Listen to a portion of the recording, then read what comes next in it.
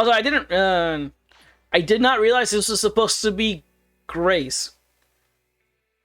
Only because, like, the picture is nice. I like it, but I didn't realize it was Grace herself. The only one that, looks the most like her is, Agent Zero. Or, no, Agent 11. Nekomaya's really similar, but she has her hair down. And then the Iron Witch, I just can't tell from.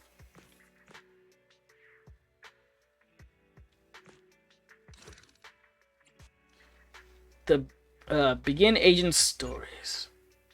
Let's do it. Iron Witch Mark II. Let's go.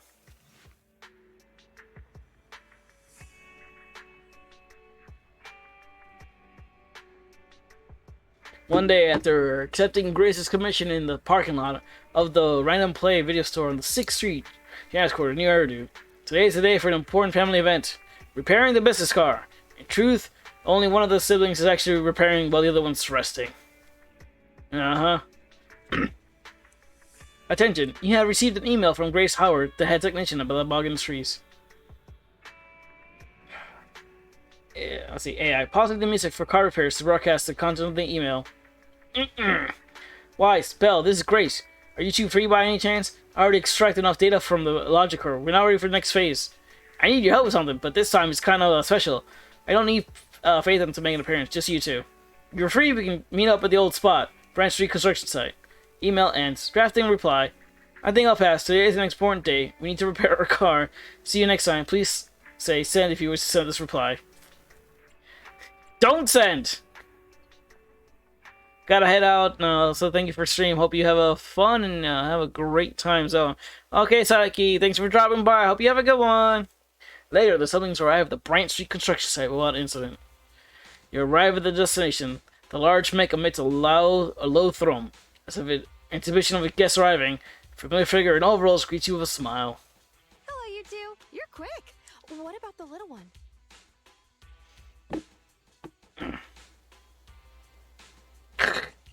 We don't bring EOS on non-hollow commissions.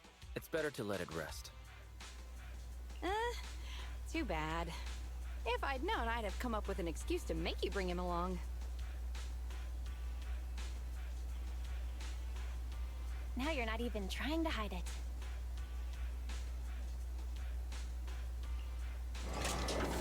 Oh, the alarm machine next to her steps back and forth to one side, seemingly restless. Good kid. Don't worry. These two aren't the bad guys. Have you booted up that logic core yet? Going well? Don't worry. It's only partially booted for now. After the last troubleshooting session, I've managed to fully filter out the data and divert control of basic functions away from the dangerous infected data. Now I just have to wipe any sensitive data left behind regarding the prototype, and it'll be ready for the delivery to 3 Gates.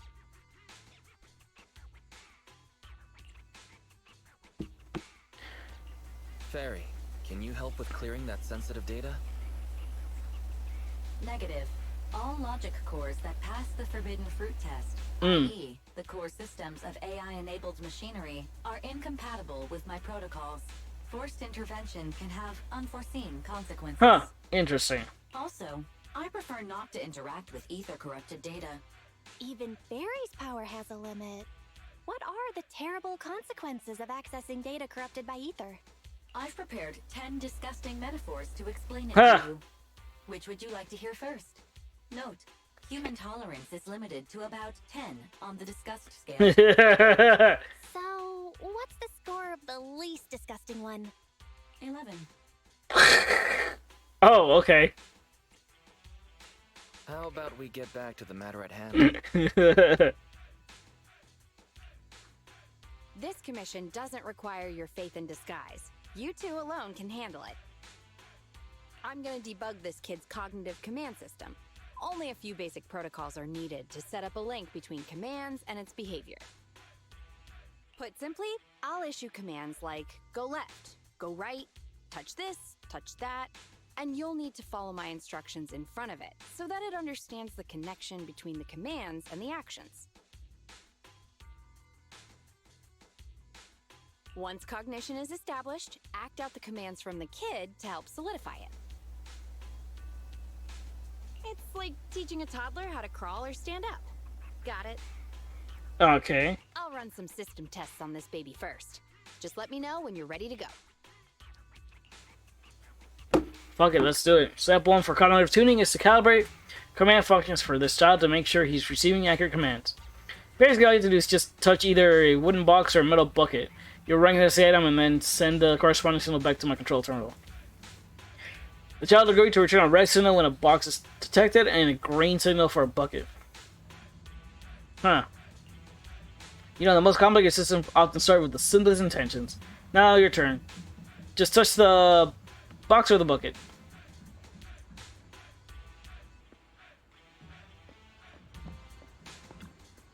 It's all buckets here. Let me touch. Bucket, so the signal should be green. Great work. Awesome. I'm doing it. We're fixing. We're doing IT stuff.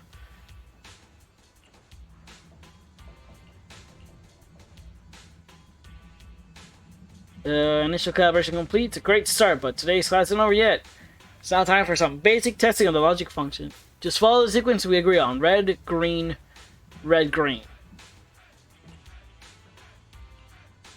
Now you got to touch the bucket in a certain order so the kid can tell if you're following the rules. Signal recognition, form recognition, building rules, and executing judgment. That's the red, green deal. Your turn, Proxy. Red, green. Wait, red, green, red, green.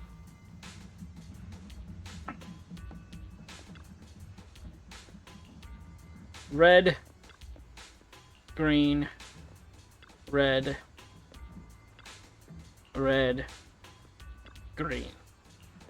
Red, green, red, green. That's right, completely correct.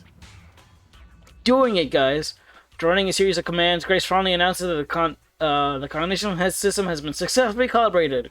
Great job. Well done. The cognitive commands have been recorded with precision. Yay! My only regret is that my little cutie Eos couldn't make it here today.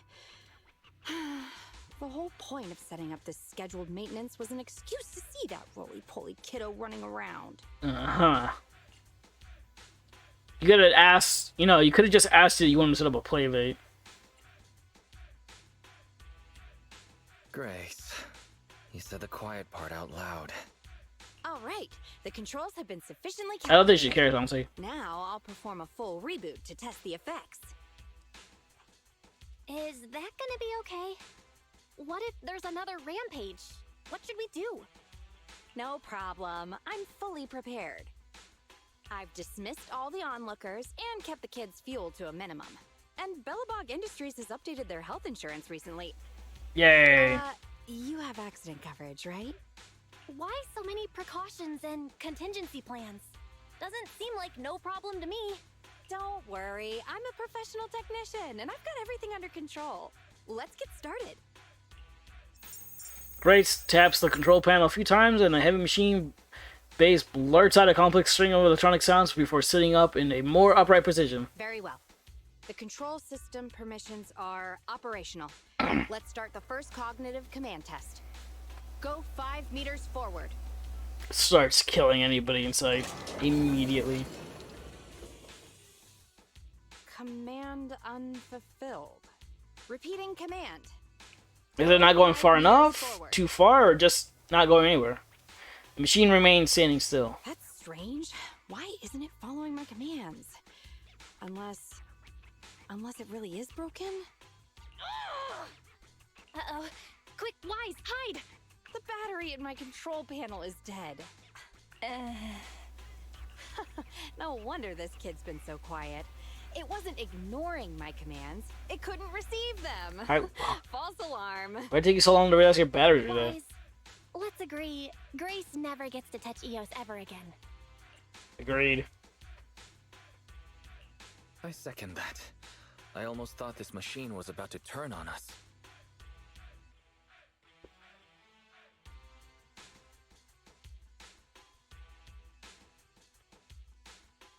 I need to get a backup power supply. Keep an eye on this kid for me, would ya? Its cognition systems are still fragile, so don't provoke it. And don't let anyone get close to it. including yourselves. I gotta run back to the video store. So this one's on you, bro.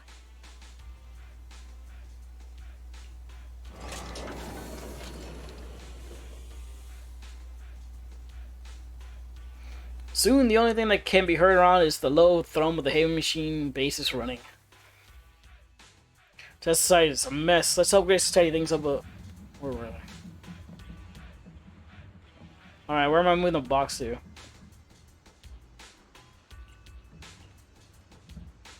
For some effort, they successfully moved. Yeah, we're doing it.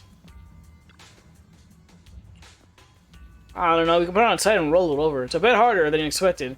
Include more physical activity alongside gaming and workout. Yeah, beep beep. Sound. Is that the heavy machine base? Let's go check. Are you making noises? What are you doing over here?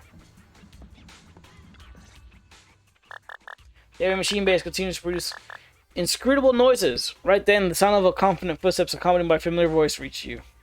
Don't panic. The cognitive unit hasn't received any input commands for a while, so the machine's just running a system diagnostic. Eddie? What are you doing here? You're here to fight Grace? She kind of went off somewhere. Have we met? How do you know me?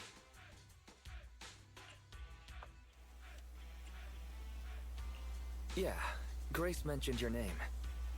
Ah, I see. So you're the Iron Witch's apprentice, aren't you? Yeah. Which is why you're keeping guard here.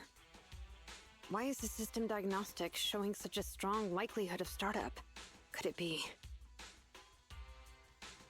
She's saying that the young mechanic you crossed path with before strides up to the machine base. Stop. Grace said it'd be dangerous for outsiders to get too close. Outsiders? I'm an expert technician. Don't touch it. Her Don't you machines touch it. Usually have a soft reset button placed at the back. If I'm able to get there, I can... Uh-oh. That didn't sound good. Oh, no need to be so paranoid, you scrap heap. I am here to save you. Save you. Once she draws close enough, Betty suddenly dodges it and darts to the rear panel of the mech, slapping a button hard. I knew it. There was a repeat air loop during the self-diagnostic. Onboard memory was getting sapped, so a soft reboot did the trick. It's all because of her. Insisting on the stupid logic core is what has caused the problem. Was Grace's approach wrong? Oh, how could the high and mighty Iron Witch ever do anything wrong? This is the innovation she contributed to the industry. Grace sure is amazing. It's no wonder Belobog Industries chose her for their technician. What is going on between you and Grace? Jeez, apprentices these days don't understand sarcasm. The logic core is a precious technological breakthrough that grants mechanical creations the ability to have independent consciousness, potentially even enlightening a machine enough to pass the forbidden fruit test and be truly endowed the soul of an individual. That sounds dangerous as all fuck. However, this kind of technology is not required for production tools like industrial machines. I admit that the efficiency and work capacity of Belobog's heavy machinery are superb, but the cost of production and maintenance is going to be out of this world. Unfortunately, buyers on the market love pursuing these unnecessary and uncontrollable gold-plated features, so the industries followed suit and started researching personality tools. Yeah. Let me ask Sadly, you, that's how it if is you want to make in an the tech axe that sector. chops wood faster, will you equip it with jet thrusters, AI systems, and a voice that yells at you, "Master, Master," every time you poke it? No, that sounds annoying. Though a jet axe. Oh, a jet axe. Yeah. If real, I'd certainly want to give it a look. You're the kind of person who still watches cartoons even though you're grown up, right? What do you mean by that? Listen up, What's that supposed to apprentice. mean? Tools are just tools. Their value lies in being easy to get, easy to use, and easy to replace. Use them while they're good, and chuck them out once they're broken. Personifying or putting them before humans is heresy. And that's exactly the type of person your teacher is. She's mastered new applications for personified operating systems, and in doing so, has grown contemptuous of humanity. She's just a weirdo obsessed with tools who gets things backwards. Okay. Alright, well, damn. Betty speaks with emotion and slaps the heaving machine base beside her with a loud clang. Uh-oh. Huh? How is it moving again?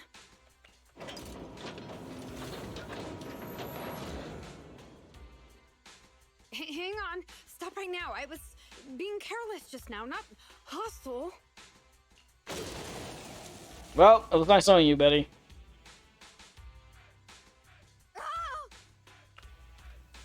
Abort startup. Familiar voice stops the heaving machine base, causing it to return to its standby mode. That was a close one, but luckily I caught it. You, didn't I say not to provoke this kid? Betty, what are you doing here? I do agree, though, the fact that, while Grace does seem to be making it a thing, I feel like putting super advanced AI in construction equipment is just too much. I don't really think our construction equipment needs a personality. Yeah, nothing. Or Just, a soul. Here to inform you, Three Gates Corp has officially recognized my company's application for tech cooperation. And, well, only one of us will be granted resource support on the evaluation day. Be forewarned, Grace. I see. Oh, thanks so much for passing on the message. If there's nothing else, I'll keep tweaking my little problem child, okay? Oh, yeah. And as for you, thanks for your support today. I'll give you a call when I need a hand next time. You can head off now. Everything that Grace quickly walks over to the heavy machine base while looking back and focus on her debugging work. See that?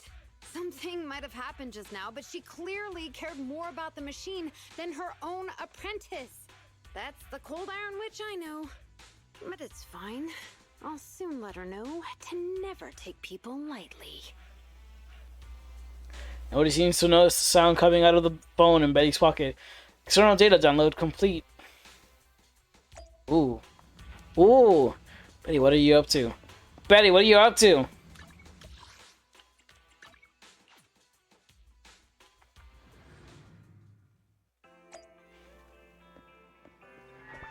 Corporate espionage. That's what. You're back. Wise. Eh? So that odd expression, what happened? So Betty and Grace has spat over their different views on machines? Gee, should have stayed for the drama. According to Grace, she might contact us again before the press conference. That should be the last contact. Once we handle it, the commission will be considered complete. Getting more and more curious about Grace's past. Probably have a chat with her after the commission is all done. Maybe we'll dig into some juicy gossip. Keep an eye on the group chat. While we wait for Grace's message, you can get back to your daily tasks and thanks for your hard work. Huh! It was just pure story. Wasn't expecting that.